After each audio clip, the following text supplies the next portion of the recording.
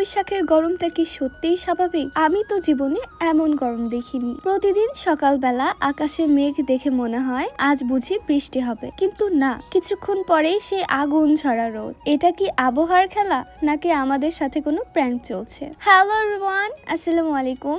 I hope you are doing well. আজকে আপনাদের মাঝে হাজির হয়েছি আমাদের সেই পুরাতন জমিতে, তবে এবার নতুন পাইপ দিয়ে পানি দেওয়ার নতুন ব্যবস্থা নিয়ে। অনেকে হয়তো ভাবছেন আমাদের তো আগেও পাইপ ছিল, তাহলে আবার নতুন করে কেন?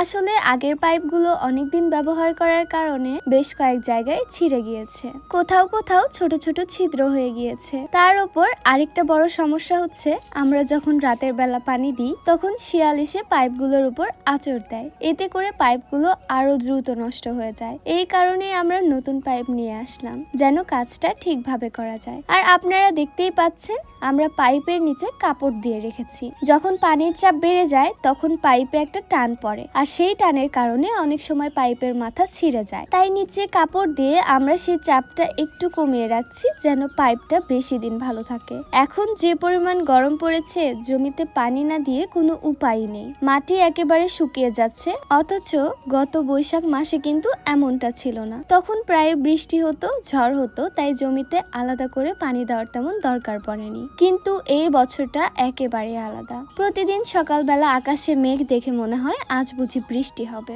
কিন্তু কিছুক্ষণ পরেই সেই কড়া রোদ। এভাবে প্রতিদিনই আশা করি, আর প্রতিদিনই সেই আশাটা ভেঙে যায়। খামারিদের জন্য আমি বলবো গরমের দিনটাই সবচেয়ে কঠিন। বৃষ্টির দিনে কষ্ট আছে ঠিকই, কাদা হয়, চলাফেরা সমস্যা হয়, কিন্তু আবহাওয়া ঠান্ডা থাকায় সেই কষ্টটা সহনীয় থাকে। গরমের মতো এতটা চাপ লাগে না। বৃষ্টি হলে ঘাসের জমিতে আলাদা করে পানি দিতে হয় না, গরুগুলোরও এত ফ্যানের দরকার হয় না, আর বারবার গরুগুলোকে গোসল করে দেওয়ার ঝামেলাও কমে যায়। কিন্তু এখন সবকিছুই আমাদের নিজের হাতে সামলাতে হচ্ছে। আমাদের আবার 3টা জমি, তাই প্রতিদিনই কোনো না কোনো জমিতে পানি দিতেই হয়, কারণ কয়েকদিন ধরে একদমই বৃষ্টি নেই। আশেপাশের অনেক অঞ্চলে হয়তো বৃষ্টি হচ্ছে, কিন্তু আমাদের এখানে যেন বৃষ্টি আসতেই চায় না।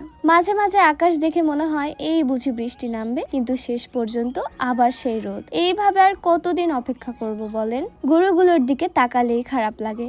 এই গরমে ঘাসের বৃদ্ধিও কমে যায়, আর গরুর জন্য সবচেয়ে গুরুত্বপূর্ণ জিনিস হচ্ছে খাবার, আর সেই খাবারের মূলটাই হচ্ছে পানি। তাই গরুগুলোর কথা ভেবেই আমাদের বাধ্য হয়ে জমিতে পানি দিতে হয়। সব মিলিয়ে এই গরমে খামারের কাজটা অনেক চ্যালেঞ্জিং হয়ে যাচ্ছে।